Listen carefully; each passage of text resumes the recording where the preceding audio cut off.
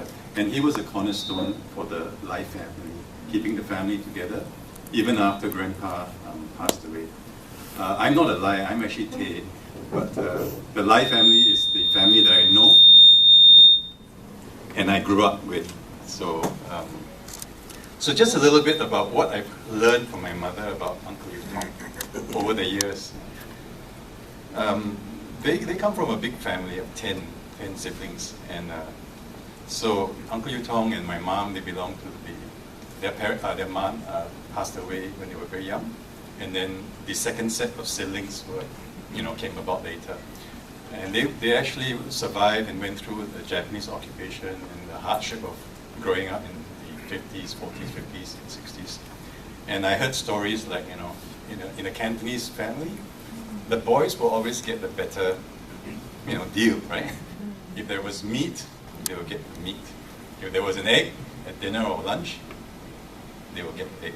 But Uncle Yew Thong would, my mom told me Uncle Yew Thong would actually save some of it, hide it in the rice, and pass it off to my mom. So that's the kind of brother that my mom has.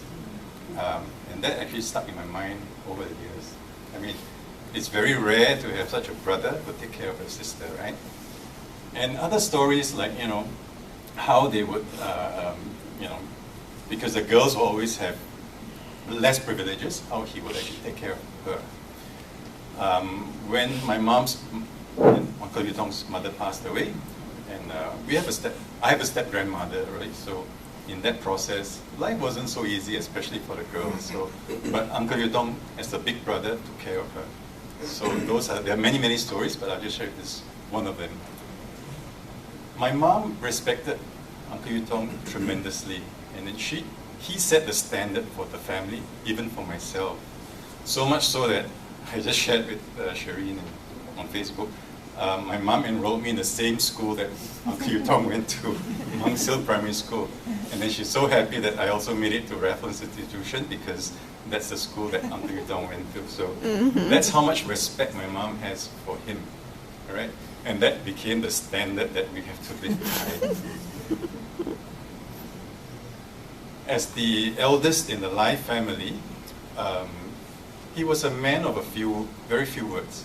So we think that he's pretty stern and so on. Actually, he doesn't say very much, and he's also not the sort that what he says goes. Most of the time he accommodates and makes things work for the whole family. I remember when I was growing up, as I mentioned, the Lye family is the family I grew up with. Sundays would be Sunday lunch at Grandpa's, right? So we will all wait for him and his family to arrive before lunch is served. So obviously he's a man of stature in the family. Everyone would be waiting.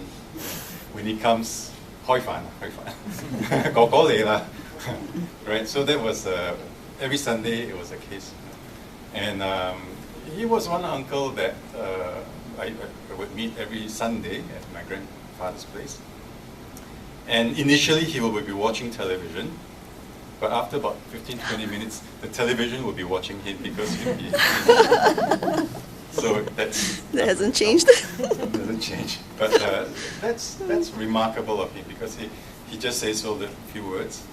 The other thing I remember is that back then, if we had a telephone problem, he's the man with Singapore telephone board, right? And then telecoms and so on. So we didn't have a phone until like 1976, 77, my family. So he was the uncle, who had the power to communicate. Yeah. Now, as an uncle,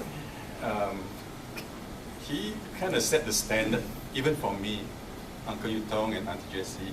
I mean, how they brought up Jit Hui and how they brought up Shireen, My mom would always use them as the standard, the benchmark, which left a very deep impression on me because that's the standard they both upheld, actually. And Jit and Shireen did well in school, generally, so I had to catch up all the time. But it did me well. Okay. It did me a lot good. They were the standard that they set for us because we started off as a poor family. We weren't well off. We were all struggling. I knew that. I mean, from days at Strangoon Road when they grew up, and then eventually in 1969 moved to Sembawang Hills. You know, it's a struggle. I mean, I know a lot of the struggle because my mom tells me a lot of it, how they actually make it work for the family of 10. It's not easy bringing up a family of 10, right?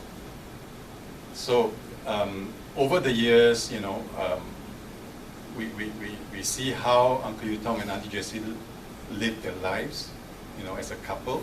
And actually, to a certain degree, that's the standard. I hear about their tours, some of the things about France and Italy and Europe.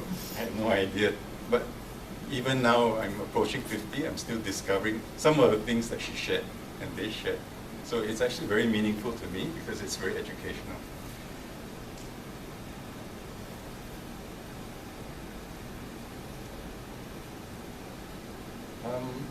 As the eldest son in the Lye family, like I mentioned earlier, he had a lot of stature there.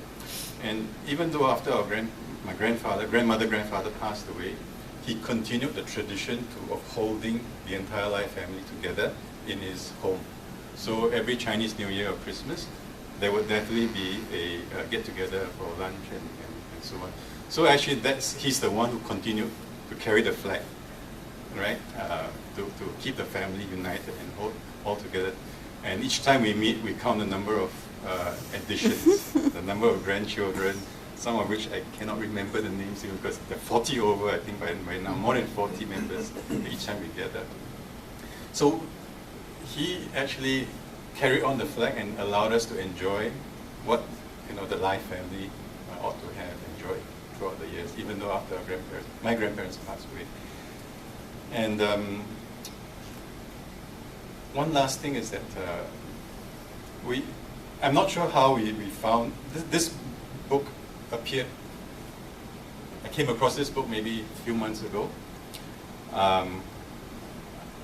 I think over the years, as they were moving house or something, they must have cleared stuff, and I'm not sure if it was my mom or myself who saved this from the trash or karang-guni, I can't remember.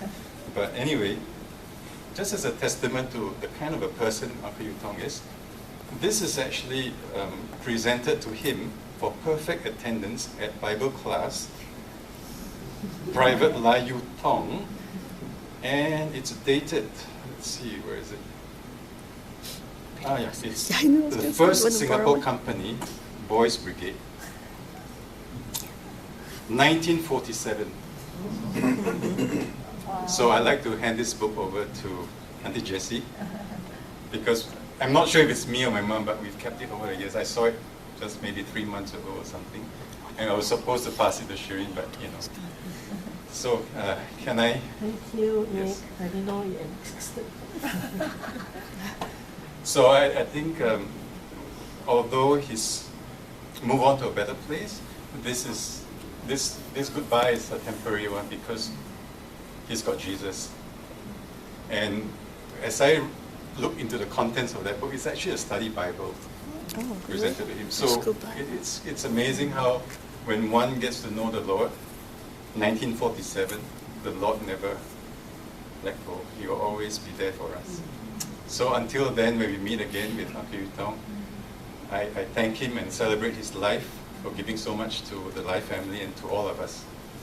Thank you.